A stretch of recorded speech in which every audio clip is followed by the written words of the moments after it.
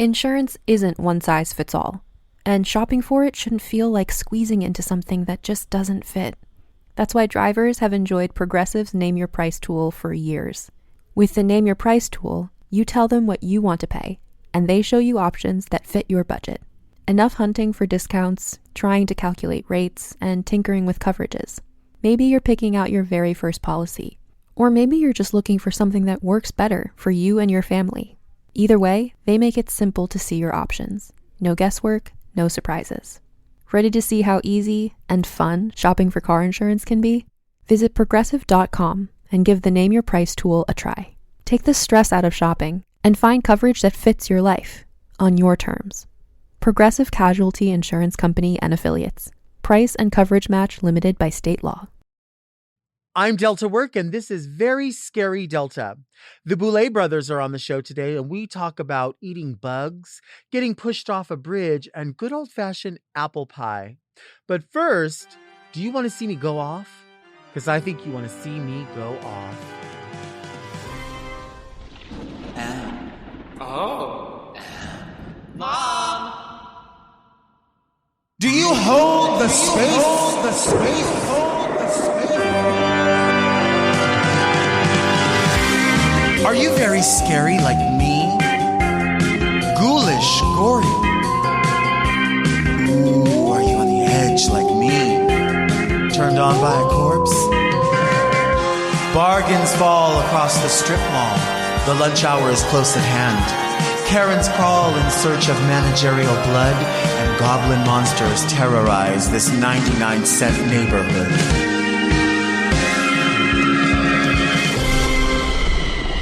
Pumpkin spice, flickering candles, seasonal whiskey by the handles, scented soaps, unlimited soups, a TJ Maxx, I gots to poops, a cold Diet Coke, a small fried fish. When hearts gather round, we have one wish. Oh wait, is that a spirit Halloween? It's Very Scary Delta! I'm Delta Work, and this is Very Scary Delta, a luxury public access podcast and YouTube talk show where I look gorgeous, speak extemporaneously, and invite fascinating people to sit on the couch and get very scary Delta. Very Scary Delta is for the woman who is not just friends with the monsters under her bed, but in love with the monsters in her head. But first, let's get into some things that are very Delta. Go off, Delta! How Halloween are you? Are you really spooky ooky? Are you really pumpkin spice? Are you really witch's brew? So many people say, oh, I'm so excited about Halloween. I am a Halloween girly. Everyone is so about Halloween.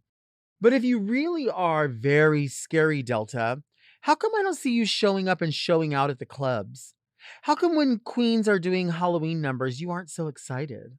You swear you love Halloween, but when you see somebody doing the Bride of Chucky, you're like, oh my God, it's not really Halloween yet. This early? Yes, this early. You said you were very scary. You said you were a Halloween girly. You said you were ready to put out the pumpkins. You said you were ready to go have a witch's brew milkshake. You said you were going to have a pumpkin spice drink. But I think you're just fronting. I don't think you really are spooky ooky. So many people used to love Halloween and put up their decorations. I barely see decorations anymore. Tons of stuff at Costco and at home and Home Goods and all these different things. And people, as soon as they come to my home, you're ready decorated for Halloween? If you say that to me when you come into my home, I don't think you really knew me at all. That's not what you say when you come to my house. You should be excited. You should say, oh my gosh, I thought you were going to get ready for Halloween even earlier. You should be over the moon about Halloween. If you're very scary Delta, you should really show that shit. You should be getting your Halloween costume ready right now. You should be wearing orange and black all season. You should be going to pumpkin patches and Not Scary Farm and horror nights. And you should be going to all the different things that everyone does for Halloween. Where are you? Where are my ghoulies at? Where are my girly ghoulies? Where are the very scary, quite contraries? You swear you're Halloween, but I don't see you. I don't think you're Halloween. I think you're pumpkin spice. I think you are infinity scarves and mushroom ankle booties. That's who you are. You're not Nancy from the Craft. You just like to watch Nancy from the Craft. Stop lying. Stop telling everybody you're so Halloween when you're not. Halloween used to be different. It really did. I don't know what changed it. I have to tell you this too. I don't want to ruin anyone's life. I don't want to shit on anyone, but I have to tell you this. Drag entertainers, listen up. Maybe you're not a Halloween person. That's okay. But if you get booked in a Halloween show, just getting a little bit of stage blood from Party City and sprinkling it on a regular costume does not make it Halloween. Not everybody in the show has to do Bring Me to Life by Evanescence. There are other songs. There's nothing wrong with that song if that's one of the 3 songs you do for the Halloween show. But if everybody in the show is bringing that song, I think that says something. Also, that stage blood, stop spilling that everywhere. If you're doing a show and other people are in the show, other people in their white bride costume or really any costume don't want to go out on the stage and slip in your stage blood because you were so creative and you were like, oh, stage blood. Look how scary I am. That's not scary. That's like not enough effort. A Halloween number. Wrap yourself around it. Make it interesting. It doesn't have to be all kinds of dialogue. It could just be a witty, simple little thing, right? It could be, I don't know, you're dressed up as a witch and you do Dark Lady by Cher. That could be a number. You could be a fortune teller and do Dark Lady. That could be a number. You could dress up as a nurse and have rhinestoned blood on your costume and do Doctor's Orders by Carol Douglas. There are ways around this, but just getting stage blood and spraying it all over yourself and walking out there and going, ooh, I'm scary. That ain't it. Don't take a booking in a Halloween show if you're not going to do a Halloween number. It's all Halloween numbers. And if you're that girl that's out there and you are doing Halloween numbers all month long and no one's paying attention, I see you because I understand that. I do Halloween numbers too, and I love it. It's my favorite time of year. And there are people that are like, what is going on? Well, guess what? You're in our house. And in this house, we do Halloween numbers. And if you don't like it, go somewhere else. We do Halloween numbers up in this bitch. We do Halloween numbers in the great room. We do Halloween numbers in the club. We do Halloween numbers in the Delta Work Theater. That's where we do Halloween numbers. And if you don't like it, stop saying that you're witchy. Stop saying that you're spooky ooky. Stop. Support the dolls. Book the dolls. Come see the dolls. Give the dolls $1. We're dressed up as Halloween. I thought you loved Halloween. You told us you did. Some of the Halloween numbers I like to do that people love on Halloween, but throughout the month, they're kind of like, what? And I don't get it because it's the season. It's the season of the witch. Lily Munster. Oh my God. It's a dead man's party. Who could ask for more? I'm here. Lily Munster. Don't you know who that is? I wear my Lily Munster wig and my Lily Munster dress and people are like, oh, are you Manila Luzon? Are you dressed up as Manila? Manila? For Halloween? No, I'm Lily Munster. Or they'll see it and they'll go, are you Cruella? Cruella? I think we need to differentiate what the white and black hair is. Manila Luzon looks like Manila Luzon. The Bride of Frankenstein has streaks in her hair, and that hair is actually like more of a copper color, but we accept it in a black and white film as black and white. Cruella, completely different black and white hair. Lily Munster's hair, a white streak and a white streak. They're completely different hairdos. But people, are you Tiffany from Bride of Chucky? That's blonde hair with black roots. Why is everybody confused? It's because you fake the funk. Because you say you watch these movies and you don't. You're not paying attention. I don't get it. Another number I love to do. Nancy from the Craft. There's so many looks. So many girls do Nancy from the Craft, and they all do a great job. You could do the witchy look. You could do the schoolgirl look. You could have any song you want, and there's songs from the soundtrack, whatever it is. But people, they'll look at it. Oh, what are you supposed to be? What am I supposed to be? I hate that. People will come and they go, who are you being? Who am I being? Restructure that sentence. I need that sentence restructured, and then I need you to come back. I just like I'm confused. Like people really just they don't have televisions. Like everybody, nobody has a television. It shocks me to my core when people have no idea what's going on whatsoever at all. I'm tired of it. You know what? I'm just gonna stay up here in the lab and make myself a man with blonde hair and a tan. Do you want to see me take a break? Because I think you want to see me take a break.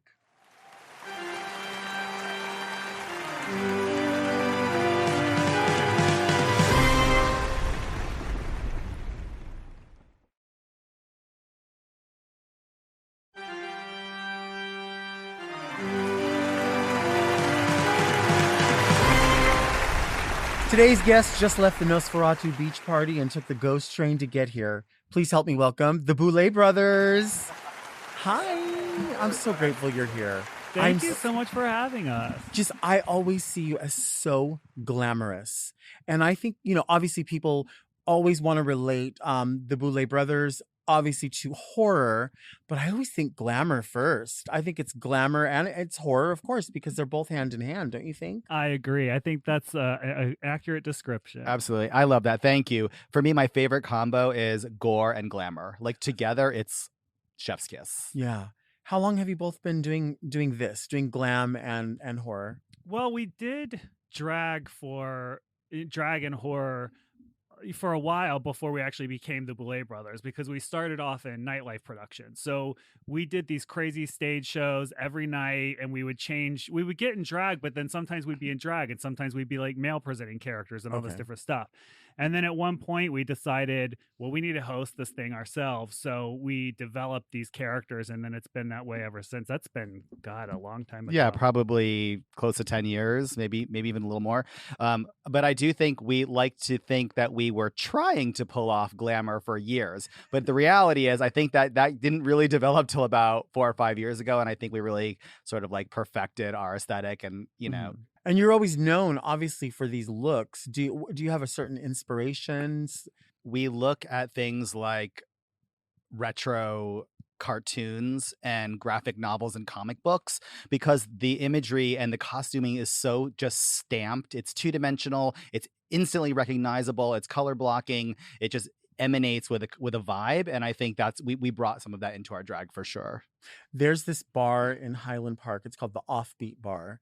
And they have this wall of someone has painted this wall, and it's all like sort of 1960s ladies on rockets to the moon. And I always think of the both of you because they have these that big, is such a compliment. These big like Martian clear bulbs, and their waists are cinched, and the arch of the foot is just so. And I'm always like, oh my gosh, the Boulet Brothers on this wall every time I see that. it. Thank you. I love that. So when you say that about the inspirations, it makes total sense. I mean, it's not something that you, I think, even try to do. It's just innate. It's just what you love, right? Yeah, it really I is. don't think we drew inspiration and drag from actual living people. A lot of times it was like, I love Evil Lynn from He-Man, and it was those kind of things that were like. And I think you can see that in our look a little bit because we try to keep really clean lines, and it's almost a little cartoony in a way, and how exaggerated it is. So yeah. Oh, before we get started, I have a gift for you. Oh my gosh. Okay. Yes, because I know how much you love Halloween, so I had to do. bring you.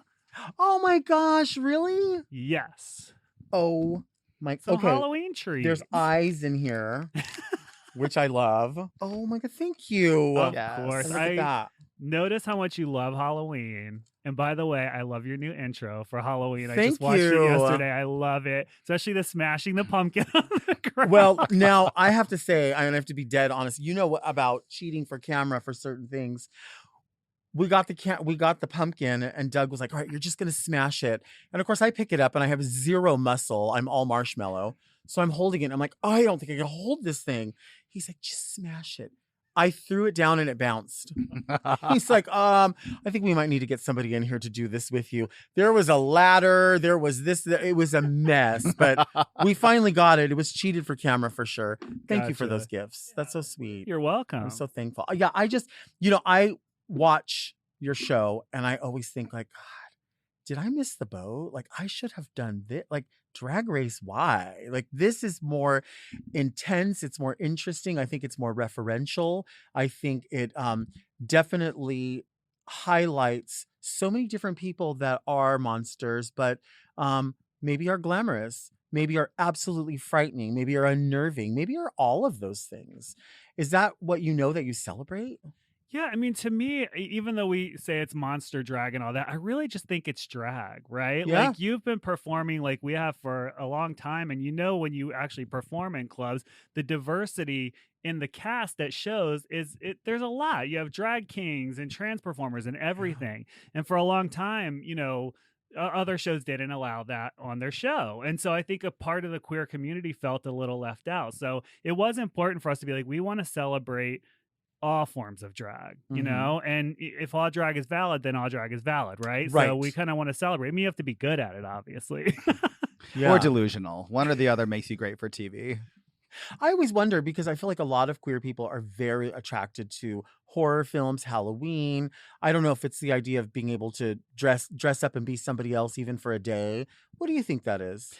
I think that when we look back at horror history in cinema, you can look at monsters. There are so many movies. I mean, the list is kind of endless, from Frankenstein to Silence of the Lambs, Dressed to Kill.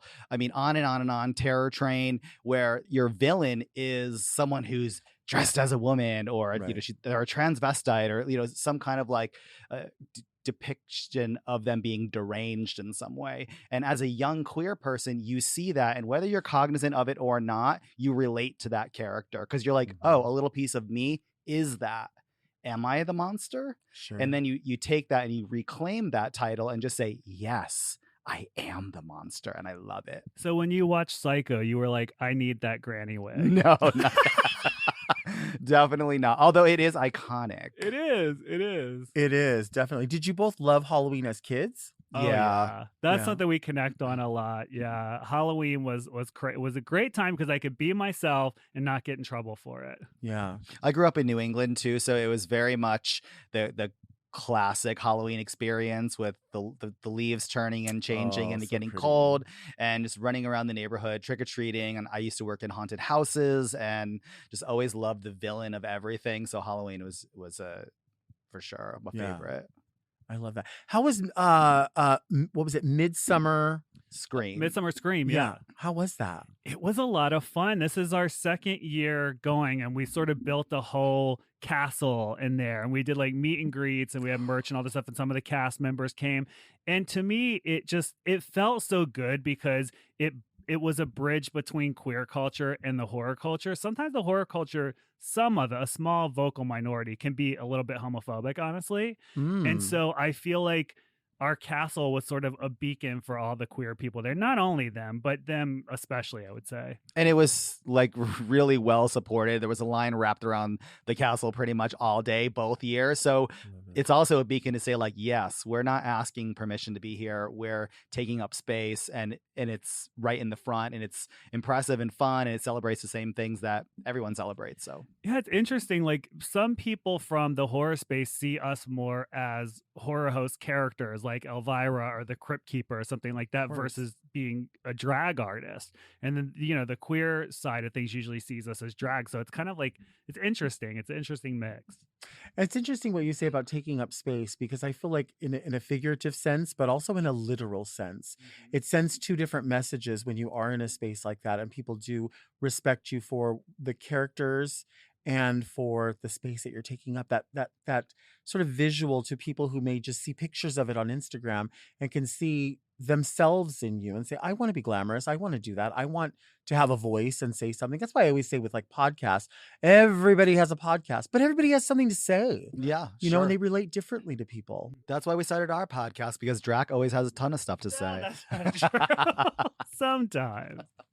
No, it is true. And I think I just going back to this idea of horror and being able to be whoever you want to be, not just at Halloween, because I love Halloween. Yeah, it's a great season, but I feel like it's a state of mind. And it's all year round, don't you think? For sure. I mean, the love for Halloween sort of goes with an attraction just to like the darkness and everything. So that permeates from movies to fashion, drag performance, certainly television, a lot of media. Yeah. What about being on the cover of Fangoria? Oh, that was what a full circle moment because both of us were subscribers of Fangoria when we were kids. Like I would get it for the movies and the makeup and just the monsters, and seeing that image and just they were gagged too because that copy sold. It was like the best selling issue that they had. Wow. Yeah, not since they restarted it a couple of years ago, because obviously it went on, during the 80s and all that for a long time. But their new what is it, volume 2 of it, it was the biggest selling issue. That's which was really amazing. cool. It's so cool to see people that I don't want to say do what you do, but people that do drag, seeing them elevated in a way, not just elevated by somebody else, but by their own work. You put in the work for something, and to see that full circle thing, it also is like it's a win for other people as well. It's a win for other people who are your fans and who love you and are like, wow, that's us too. We're part of that, It Thank feels you. good. Thank you for seeing that. I mean, touring really showed me that it was sort of an unexpected aspect of what we do, to meet fans just in a very personal way and hear their stories about how something we created affected their lives. And it really is a connection. Mm-hmm. I agree with that. At first I didn't get it. I was like, why are they're like, oh my god, this show means that everything to me. And at first I was like, wait, we're like, we had all those we crazy throw people out of exterminations and planes. everything. I'm like, okay. But then I was like, okay, they see themselves in the show and they feel like they have a home and that we're building a home that welcomes them. Yeah. I really identify with the fact that the two of you, when you are out and you're presenting as the Boulet Brothers, you're in drag. Yes. And I feel like, I get invited to do people's podcasts and they're like, oh, you don't have to come in drag. And I feel like people know me because of the drag. And so like with the same thing with like maybe my cameo videos or something like that. I know there's people that if it works for them, it works for them. And that's their story. But for me, people want to see or will listen to the message if they can connect it to what they know. Mm-hmm. If I'm just sitting here in my cargo shorts and my like mustard stained t-shirt, no one cares. Not the mustard stain. You know what I'm saying? But yeah, they're not signing. They don't. I don't think that people even necessarily really want that. Right. I don't want that. I don't want the illusion to be shattered. Like I subscribe to the thought of this is a persona that they relate to or that they want to see more of, and I would hate to shatter that illusion. Right. Joan Rivers used to get dressed up for everything, put her makeup on and just to go simple shopping. And they said, you don't have to do that.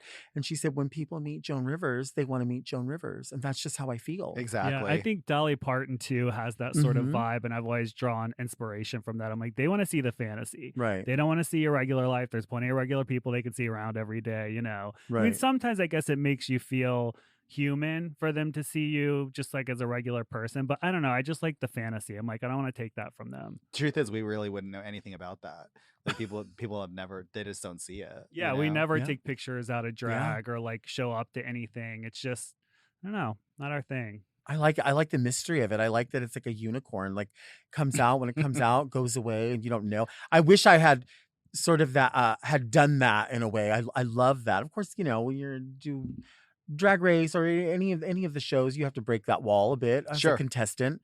But it's different for the two of you as a host because you're able to hang on to that, and I admire it. I think it's cool. Oh, Thank you. thank It you makes so life much. difficult too, though. Sometimes, Oh, I'm honestly, sure. like sometimes it's like I'd rather just be able to film this thing that I need to film in 20 minutes instead of 3 hours and 20 minutes. Sure. Sounds like it. Let's take a break.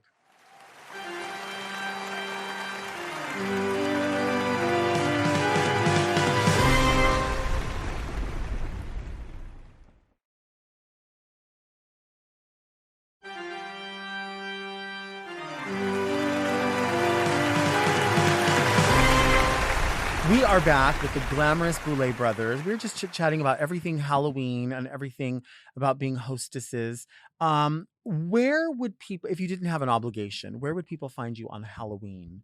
Would you still be going out or would you be inside? I think I'd be at home, like a house party. Mhm. Yeah, because I really love the traditional, like jack-o'-lanterns, Love it. carving jack-o'-lanterns, making Halloween-themed food, and just decorating everything. I think a house party. Yeah, I think that for sure. Because we like the warmth and the glow of the Halloween season and getting Mhm. people together that also love that. It's it's so great. So I think we would be doing that for sure. Although during the pandemic, we didn't have a Halloween ball, and I sometimes wonder what everybody did that year or during that time. And I think the full moon came very close, if not on Halloween. So we went down to Malibu and went down to the water, literally just like on Halloween at midnight under the moon, and it was a very cool, memorable moment. Yeah. That sounds beautiful. Yeah. If you were to go trick-or-treating, like say it was just a magical time, what would be your favorite candy? Okay, I like a really obscure one. You know, score bars? Yes. Love Elite. it. That's my Elite. favorite. Yeah. I love a score bar. For me, I like sour with my sweet. So like anything with a sour twist, and gummies too, like you said it earlier. Sour Skittles, Sour Patch Kids, sour worms. Like I can't get enough. Have you had those? What are like nerd clusters? Have you had those? Oh yeah, for sure. Yeah, those are good. What's love your that. favorite? I usually say like a Reese's, Okay. Mhm. like a Reese's cup. But I feel like I love the ratio of more peanut butter than chocolate. Yeah. So that's why I like when they do the ghost, or at Christmas they do the tree. Yeah. Mhm. A sleeper hit for me too. Since you brought up score, I think my version of that, Baby Ruth's. They don't get the love, Mhm. and They they're don't, so and they good. are delicious. Mhm. I used to be into 100 grand, where it was just like Mhm. Christmas. Oh, yeah. yeah. Yeah. Those are good. Yeah, Those are old I think we school. basically like all the candy. Yeah. Yeah, it's like just I'll find a place for it. I'll Yeah. find a place. I'll find a time for it. When did the two of you become the Boulet Brothers? I don't know how long it's been now. I just know where it was, and we had this event that went on for a long time, and we had designed it because we're producers, you know, behind the scenes, and so we always produced the event and would build the sets and dress everybody up and do rehearsals with the burlesque girls and all that stuff. And we had this host character who was fabulous. She was larger than life. She was just amazing, but she had to leave town suddenly, and she used to host the event. Okay. And we were like, What are we gonna do, supposed to do basically? now? Yeah. You know, like we don't want to stop the event. So that's what kind of inspired us to say we need to step out in front of the curtain and sort of own our own power, and that we are a bigger part of this all than people realize. I was gonna say, when did we become the Boulet Brothers? It was a cold and dark, stormy night years ago. No, but honestly, what Drac said is actually closer to the truth. You're right. That's funny. Halloween House Party, the Yes. album. Tell us about the album. Okay, so you know every family has like their Christmas album that they pull out every Christmas, and it kind of makes you feel nostalgic. We wanted to create the Halloween version of that. So we wanted it to be like a record, like we were getting records made, the whole thing that you could just put on for your Halloween party or when you're carving jack-o'-lanterns or whatever, and that's what it's for. It's just a holiday Halloween album. Yeah, everybody who loves Halloween puts together their playlist probably right around this time of year. Right. Like as the end of September rolls in, or October 1st, the first time you hit play on your Halloween playlist, you're like, I'm getting into the mood. And we wanted any of the songs, there are 5 tracks on the EP, to exist on people's Halloween playlist. And they really can. It's all just a celebration, love letter to Halloween. Yeah, I think it's interesting because like when you go to like Spotify or you go to any of the platforms, when you do click in like Halloween music, you do get some. They're great, but they're the traditional things that you would hear on the radio. Yeah. Yeah. And it's nice to hear something different. It's nice to hear nostalgic things in new voices. I love that. I love anything like those deep cuts where you're like, I've never heard that before. Mhm. Why have I not heard that before? Yeah. It's buried on an album somewhere and just didn't get any play. And so it's exciting to hear something new that's out there that people are going to be able to enjoy and feel nostalgic about. Yeah, there's 2 bands I want to plug, actually. I think you might like if you like this music. One is Twin Temple. I don't know if you've heard of them. Love. You do. They're Love. friends of ours. Their music is Really? inspirational. Yes, yeah. we- Mhm. Oh, I love Hang out that. and have game night sometimes with a group, a coven of weirdos that live in the Yeah. valley. It's pretty amazing. I And love- Shannon and the Clams is the other one. Okay. It's a little Yeah. more obscure, but like her voice is just fantastic. I love that. I love Halloween music so much. And there's a song that that a lot of people don't know about. You probably know about, and it's called "The Mummy's Bracelet." I don't that's know not that familiar. one. I don't You know will that. die. Okay. My dream is to record this song with someone, and the whole concept of the song is this person is narrating that they're at a museum at night, and they hear something talking, and the mummy goes, "Someone stole my bracelet." And they're looking for this bracelet, and the mummy keeps saying, "Someone stole my bracelet." And it's so homosexual, this voice. And then at the end, they find the bracelet and he goes, I found my bracelet.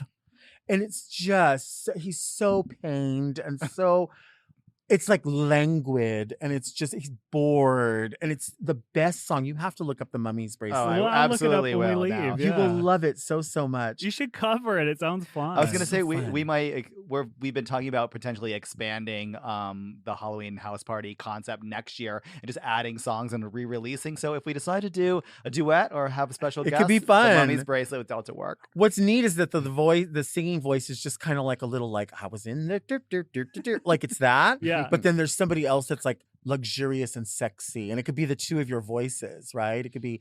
I don't like where this is going because that means I'm going to be the one that's like. Stop it. Dragula season 1 to season 666. So Yes. there's been an evolution. Would you Yeah. say? Absolutely. Yeah, I mean, when we created season 1, it was really sort of a pilot. It was just a few episodes. They were short, and it was just a proof of concept. So, then the show got picked up after that, so it transformed a lot. You can still see a lot of the same heart in season 1, I think.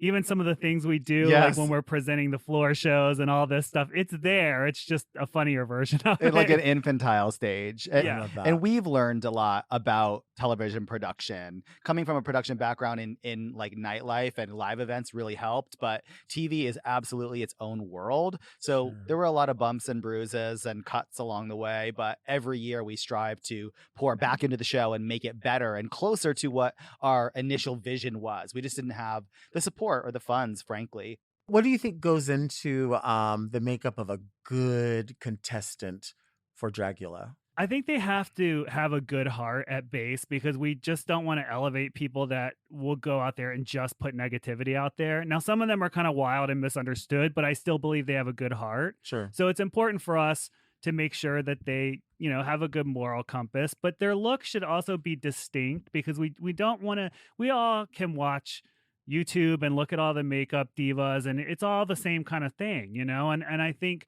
with the show, we want to make sure we're reminding people drag is all over the place, right? And so all different kinds of makeup are accepted. And so we want to make sure people have their own style. Mhm. Yeah, I'd also say too that we love to celebrate artists, not just someone who wants to be famous or someone with a voice that comes out and it's very distinct. Nothing is more palpable and more powerful when a contestant has a very distinct brand and it's consistent. It doesn't mean all the looks are the same, but you can see the through line through all of their looks together. It just exudes strength of character and concept, and we're really attracted to that. I love that. Do either of you collect anything that's like Halloween or entertainment related? Well, I do. I collect antique blow molds, like the Halloween blow molds. So yeah, I'll show you a picture when we're done. Drax had an explosion over the last year or two. We now own so many, but I do love when they're on. We'll turn everything else off, and they emit this really warm glow. It's pretty sweet. Yeah, that is pretty. Do you collect anything in specific? I don't think anything for Halloween per se. No, I'm not really a collector person. Yeah, Yeah. I don't like stuff. Yeah, I like experiences. I love that. Well, that's true because, people give gifts and they call them disappearing gifts, which is like an experience. Yeah. So it could be something as simple as going to a movie or going to see a play. I have a friend that always buys people tickets, says, I'm going to buy you a ticket for a play and I'm going to take you to dinner. And that experience is I do amazing. love that. That's great. Yeah. Yeah, it's a really great gift. So you don't like stuff, you like experiences. But if you had to buy something, you had to decorate for Halloween, you could only go to one store. Oh, well, we're those kind of girls that even if we have we have a half an hour, let's go to Home Goods. Let's go to home. Let's go through the aisles and start digging around. And you do it enough and you see oh, they have this there. Oh, that's a little, the whole array. And as the month goes on, it gets more elaborate and bigger and kind of amazing. We'll check out all of that. I mean, even if we're at a Target, we're gotta go to the Halloween or Pottery section. Barn. They always have their little overpriced things that are cute. Oh, Yeah. for sure. That's if you wanna spend Overpriced. too much money. Yeah. For sure. You have your annual Halloween ball established in 2001. Tell me about that. This goes back to the days where we were producing events and just wild and young, and we had no idea what we were doing, but we did know that we absolutely loved Halloween. And there was no Los Angeles Halloween Ball at the time. Like, Right. no one was doing it. And we just saw such a huge opening because there are a lot of dark-sided people in Southern California. Yeah. Despite the sunshine and despite the culture, there is a love of darkness here. So we just loved pouring everything into Halloween. We did it year after year, and I think we just became known for it. Mhm. I just apologized to her yesterday. Actually, I was like, I'm sorry when we started the Halloween ball that I was so neurotic and drove you crazy yeah. because I was so obsessed with making sure people's experience was just out of this world. Like every corner had to be decorated, or there was an attraction or a game or something everywhere. And I'm like, we didn't have to do all that. This venue was not that big. I mean, it was okay, but it just wasn't that big at the time. And we would go in there weeks ahead of time, and Drac would take out the laptop and put it on a rolling tray, and we would Stop. literally roll to every square inch. Stop. And it was called the master list. And the master list was my undoing. Like, that was what drove me to want to kill myself. Yeah. My God. I think it's really weird because I've noticed, like, in nightlife, just doing local club, a Wednesday night show or a brunch or whatever. Once upon a time, I felt like as soon as it was October, it was like, we're all going to do our Halloween numbers all month long and we're going to go crazy and people would love it. And then I feel like it's sort of like got to this place where, and I think it has a lot to do with who's attending the shows. Because you get a lot of people, obviously, that come in that have never seen drag before. So they're like not responding. And so I really? find myself sort of watering down the numbers to the point where I remember last year I was doing very typical numbers that people do. I was Lily Munster, and then I was doing, whatever numbers that people normally do. And people were like, what is this mix? What is this talking? What is this like? They wouldn't respond.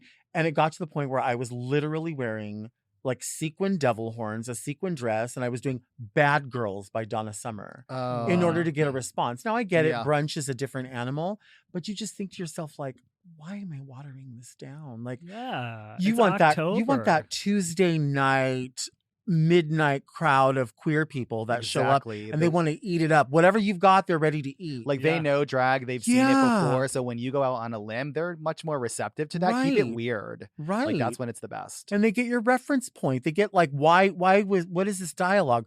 And they're like, that is from such and such movie. Oh my God, this totally fits this character. Oh, yeah. I love doing that. And so many of the people that former contestants and winners from your show are those people that do that as well. And I always admire when I'm like, this crowd is rough, but they're fucking out there selling it. And they don't give a shit because they're not going to compromise it. Yeah. And I love totally. that. Yeah. How do you reminded me of something I haven't thought about in years, but when I was like still underage and not out of the closet, and I was in New York, and I went to Splash Bar and I saw Lip Synca, and she did one of those dialogue montages, and I had never seen anything like it. I didn't know all the queer references. I just knew, I'm like, oh, this is gay. Like, this Right. is gay, This is Fierce. and this is Fierce, and I love it. Yeah, that really struck me. That's so funny. I do remember like looking back at stuff like that when you're like, I'm going to figure this out. I don't know what the hell that is. Yeah. But I know I'm supposed to know that. I am Mhm. supposed to know that. And that's what's beautiful, I think, with Dragula is that sharing of the ideas and the resources and watching other artists. I think it can only help a contestant to want to, if there's somebody that needs to come out of their shell or has an idea of what they're doing, but they want to develop as they go. I used to be critical of Drag Race for that because they bring people on and the critique is, oh, you're learning or you're developing as you go. And I always thought to myself, aren't they supposed to be great when we get here? Right. And if we Yeah. suck, send us home. Right. And I went home and I was like, yeah, I sucked in the challenge. I was supposed to go home. Mm. So, but then when you watch people on Dragula that are like, this is what I do. Yeah. And it's sickening. And if it doesn't work this time, I get it, because as the episodes go, you have to get even more refined about the critique. That's just the nature of the beast, isn't it? Yeah, I think that's a difference with our show is that we bring people on that maybe aren't at their final form, right? And because I Right. think it's interesting, it's relatable to watch people grow and learn. And Right. so I feel like when they come on our show, sometimes they think they have it all together. And by the time they go home, they're like, I'm a completely different artist by now. I Yes. learned because you learn so much from all the people around you as they're Yeah. making things. And It's a very unique experience. And we've yeah, seen it so many times where months, a year after their season aired, we watch through social media, through live shows, what they're doing. And you can see like, oh, this concept, this was just in the baby stages when they were on the show. And now look at how far they've pushed it. And the evolution is really Right. fascinating. you know, someone a good example of that from last season was Satana. I don't know if you know her or not. I but do, yeah. yeah, Girl. she came Oh off my the show God. and just transformed, like Yeah. totally. And it's not just the physical change, it's her personality. She's more upfront and vocal and unafraid. And I Mhm. think getting pushed out of your comfort zone, or in Or her pushed case off getting a pushed off bridge. a bridge, really helped her come out of her shell. I always think that when I watch a show, like I'll watch a season and I'm like, they're not going to show me anything that I couldn't do. I'm just going to I would separate myself from it. I would just do it, go all the way through. I'll eat whatever. And then I'll see something and I'm like, I could never. And then I'm like, but could you? Like, are you at that point? Like on Drag Race when we had to like pose naked. And I was like, I could never possibly. And then ended up doing it, but then realizing later, like, you could have just taken, like, they gave us a piece of fabric and they said you can do whatever. And I was like, I'll drape it strategically this quarter of a yard. I'll figure out a way.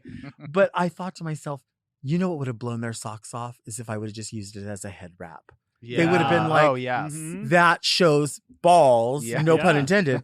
But so I think about that when people eat stuff or, you know, is it that big of a deal? Like, if you separate yourself? I don't know if I can. I mean, for me, like, I think one of the main things as a performer is like performance anxiety, right? Or Yeah. anxiety that you have.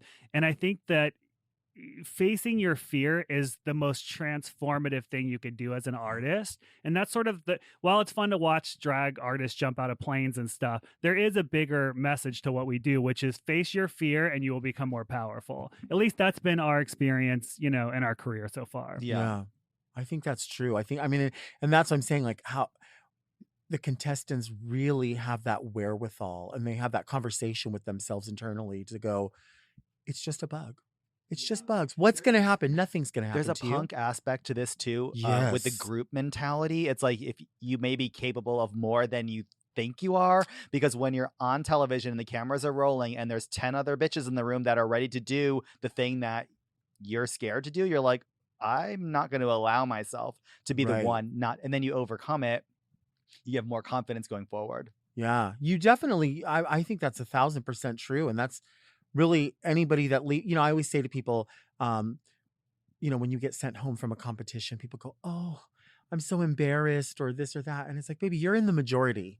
You're not in the minority. Yeah. People You're lose in the sight of that. majority. Totally. Everybody, only one person's going to rise to the top. Mhm. That's Just what one. we say. We're like, there's only one winner. There's so just like we say one. that on day one when everyone's there. I'm like, look, you're all fabulous and talented. We're fans of all of you. Yeah. But you know there's only going to be one winner. So you have to be cool with that and have a thick skin. Right. And I do think from watching your show, because and of course this is just from an outside viewpoint, but as a viewer, when I watch, I think to myself, the hosts of this show really have a vested interest and do care about what happens here. It's not just a marketing tool, whereas there are other shows where that's the idea is, watching other shows, it's like, all right, we're going to elevate you to this point. You're going to be in a Vegas show. You're going to be on a tour. You're going to win. You're going to Yeah. do this.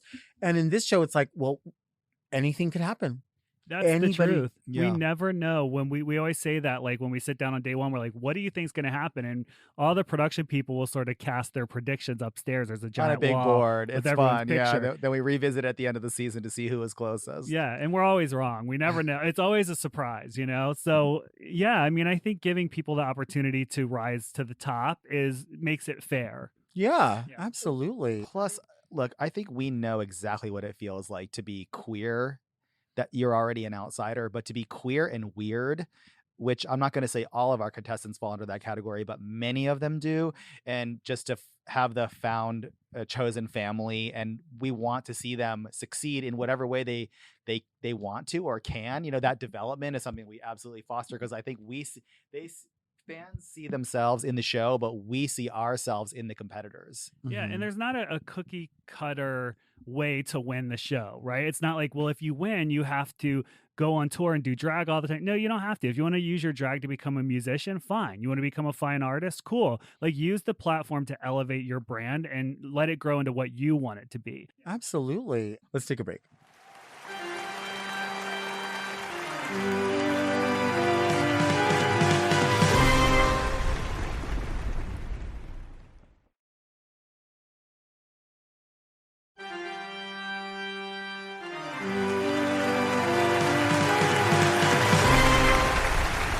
We are back with the Boulet Brothers. Now, this is the part of the show called Read Me Delta, where people send in their letters. They usually have questions or ask advice. We kindly ask that you do not send comments, because you're a little brutal with them. So save your comments for your comment sections and things. Read me Delta! So let's see our first letter. And of course, if you want to send a letter, you can send it to readmedelta@gmail.com. We will filter through. Sometimes these letters are actually addressed to the guest. They're just hoping that someone's going to be on eventually. Oh. So Doug will hang on to the letters, and it's like, oh my gosh, they're here. That's cool. That's cool. Oh, this one was obviously saved because it says, Dear Very Delta and Sultry guests. They knew you were coming. They do know us. I'm in a long-term gay relationship, but I don't have a domestic bone in my body. I work from home, but my boyfriend doesn't, and he suddenly has an issue that I never cook dinner. To quote Winona Ryder in Mermaids, my idea of cooking is hors d'oeuvres and fun finger foods. However, I do often prep so he can eat my ass. He cooks dinner for us frequently, but I never expect it and always do the dishes. The few times I've tried to cook a meal for us, he critiques it and makes me feel pretty damn bad. So I simply don't anymore. What would you do? Do you cook? Is my relationship doomed to sink into the sands of unmet domestic expectations? Is my ass not enough? Yours devoutly, Fun Finger Foods Paul. Do either of you cook? I will cook desserts and pies and stuff that's like kind of from scratch because I like that. But she's like cooks all the real food. You do. To address, what was the finger food Paul? Fun Finger Foods Paul. You have a burden that you must carry because you are the one that works from home. So that means you're intrinsically related to the domestic environment. I would say, be honest. They probably already know. Have the conversation to say, you know what? I know this is important to you. I want to get better at it. But if I'm going to bother to do this, I'm going to try. You have to be receptive. Like, don't be overly critical because that's just going to make me want to like run from it. If you want me to get better at it, you have to support me. Right. I agree. What is something that you make that's like a default meal? Probably orange chicken and fried rice. That sounds good. That sounds good. I feel like when I have that at Panda, it's like too sweet. It is a little bit, right? Yeah. But then sometimes it'll be more peppery. Like sometimes there'll be more red chili. It's like from restaurant to restaurant, I think. Yeah, I think that's true. Yeah. What about you? What's a great dessert that you would default to? Probably a pumpkin or an apple pie, I think. Yeah. I love to make them from like the crust from scratch and everything and do the little lattice on top and all that. Oh, I bet you do. The more cartoony it looks and classic, the better. Yeah. I love that we're talking about this too, because I think the last pie Drac made was probably like 10 years ago. Oh my God. That is not true. Damn. Lies. Damn. Well, I have been busy the past 10 years. Yeah, we have been busy. Now, will you do Cool Whip, whipped cream, or ice cream with a pie? So I think apple pie is vanilla ice cream and pumpkin pie is whipped cream. Yeah. Probably Cool Whip even. Yeah, I think so. I love that. What about if we just put the piece of pie inside the Cool Whip tub? Can we do that? Ooh, that's fabulous. That is fabulous because there's kind of never enough. I like that. I'm not a cook. I know how to cook. I can follow a recipe. I'm fine with that. I'm not a cook. My partner is a cook. He's good at that. I love to see recipes on TikTok, and I'm like, I'm making that. I am making that, and then I just bury it, and that never happens. and I go and I never find it again. Yeah, I have this fantasy of I'm gonna cook more, and I want my kitchen to be like this artisanal experience with like fresh herbs, and we're gonna control our diets, and it's gonna be a way to fitness and being sure. more. And that just doesn't happen. Like life is too busy, and I find we eat out constantly. Yeah, it just doesn't happen. Well, I think you can't do everything right. Yeah. And you can't grief yourself about it. Like if you're on an upswing with work and that's where you're putting your energy, it's fine. But I do think you got to balance it out at some point. sure. The best thing I make for dinner is reservations. That's Perfect. That's one, and then yeah, I want to try making all this stuff, but I find that the best thing I can cook at home is sun tea. Oh, okay. I like to mix the bags different ways, and I'm like, this one stayed out 7 hours, so I can really feel it, and I feel like I've done something. I grew up with sun tea. So did you put sugar in it as well, or do you leave it unsweet? Leave it unsweetened, and then I'll use the like equal or whatever, Okay, like gotcha. as I serve it. Yeah. Yeah, I remember my grandma used to make it, and it would just be like cups of sugar, and you'd that be sweet like, tea in the South is out Yeah. of control. yeah, They don't wild. play with that. They No, are they don't. serious. Yeah. Very serious. Mhm. But we are some tea loving people. Like Are we you? drink iced tea all the time. It's my like as much as I love Diet Coke, and I love Diet Coke, my first go-to is always going to be iced tea. Me too. I Yeah. just love it. We have this in common, okay? Because the love for Diet Coke, but also the level of like being a connoisseur, Right. where you're like, I know if I go to this McDonald's, it's gonna be good Coke. It's Mhm. gonna that just sounds bad. It's true. It's gonna, It's be good Coke.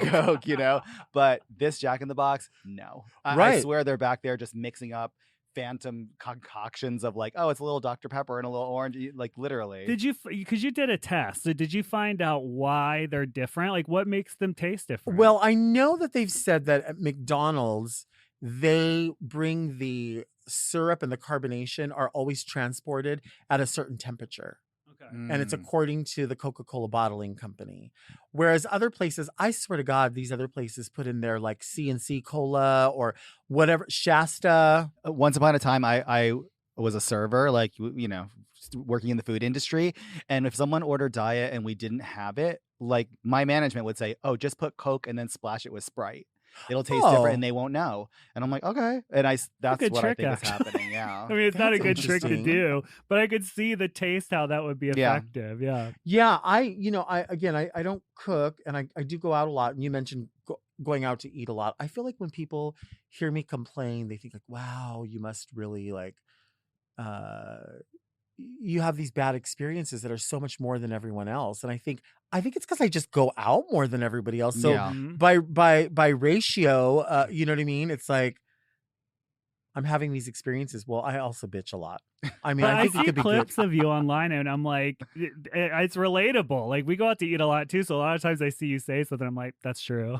But as somebody who's been a server before, like I don't have it in me to say something. So like Mm. we talked about before on an episode, there's so much that I don't complain about because I don't feel like, if it's something with the kitchen, it's not the server's fault. Like, Yeah. See, I didn't get that when God was passing out that stuff. I'm the opposite. I'm like, I've worked in this industry. This person is trash. We are getting trash service, and I'm gonna say something. Yeah. I'm going You're out so to eat with nice you. though. You I'm never going say out to eat with anything you. like that. For sure. No, now come on. If I'm hangry and we're in a restaurant, I'm like, this But is it taking has to be extreme. Like you're Yeah. not unjust. You're usually very forgiving. Thank you for defending my Well, character. that's true. It is true. But you fully just admitted that you're a complete bitch. So I mean, there's that. In that situation, We can't take that away absolutely. from you. If I haven't had food in a while, you better just That's true. duck and cover. That's funny. Okay, this is a brief letter, which is nice. Dear Delta and spooky guests, with Halloween around the corner, I can't help but wonder, have you ever seen a ghost or had any sort of paranormal experience? Season screamings, much love, signed the dude in the shower.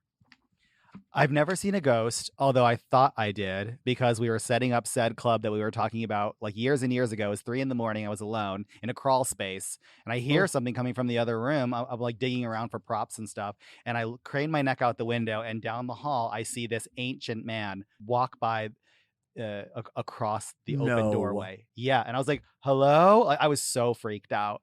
And it turned out there really was a physical old man there in the middle of the night fixing this antique cash register that they use. Yes, exactly. But I was like, what are the chances of that? Because she called me and was like, I think I saw a ghost. I was like, come on. I was like, you just been there a long time, and the place is big and it's kind of scary at night. But then you were describing it and I was like, God, I mean, she really did. And then the next day the owner was like, oh yeah, there's only one guy, he's super old, that fixes these kind of cash registers, and he works in the middle of the night. Because I was like, there's no way. A little lamp, and he's like walking by with a long... I've seen it before, and he is very creepy. He definitely is giving like that poltergeist, like the old guy in that movie. Yeah. I did have a interesting, I would say it's a paranormal experience, which for me, if it happens, it's usually like connected in dreams. So I had this vivid dream that I was crushed in an elevator. Oh my gosh. Underneath the elevator. And it woke me up, it was a nightmare, and I was kind of shook for a few minutes, and then I went back to sleep. I woke up, and I think like many people do, I started looking on my phone at like the news and just, different headlines. And there it was, like a man was crushed in an elevator in New York, like, 3,000 miles away. But I felt like on some level I was channeling that. Yeah.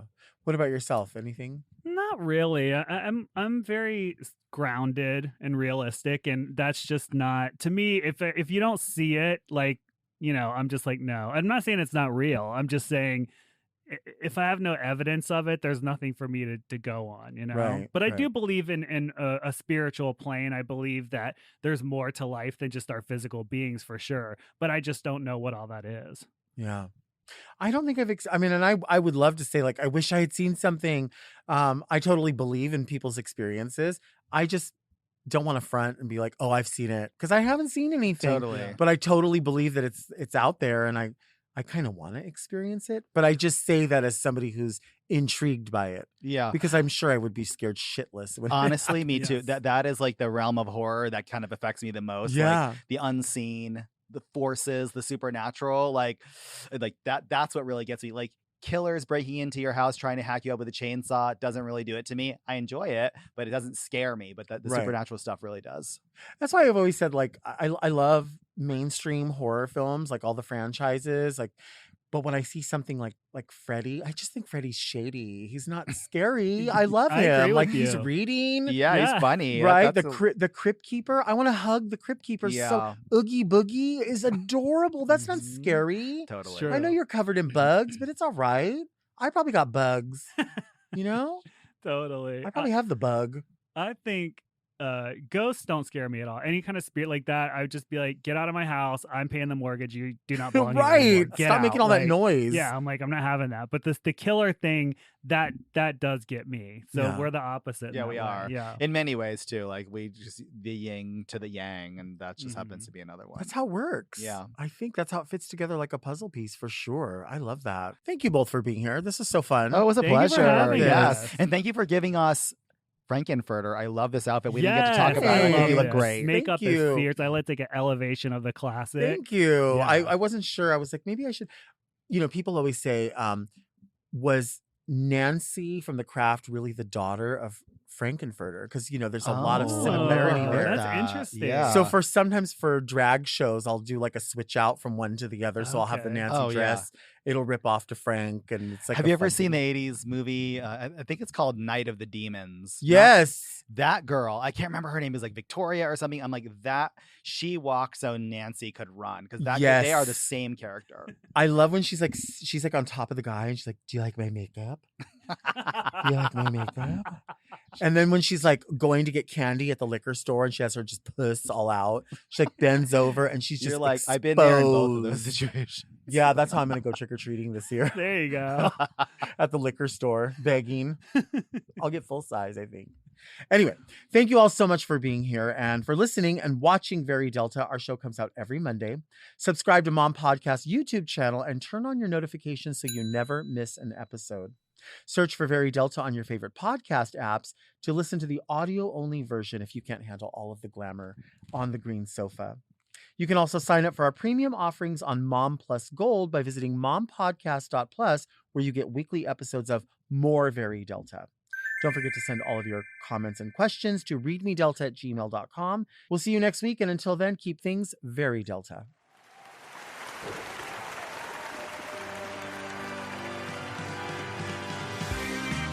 Very Delta is produced by Moguls of Media, aka Mom. Hosted by Delta Work.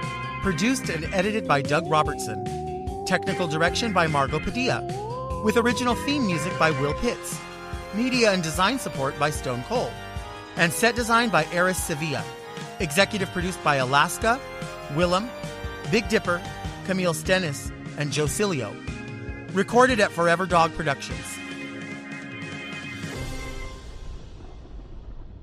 Don't forget, kids, when you go trick-or-treating this year, always use an old pillowcase.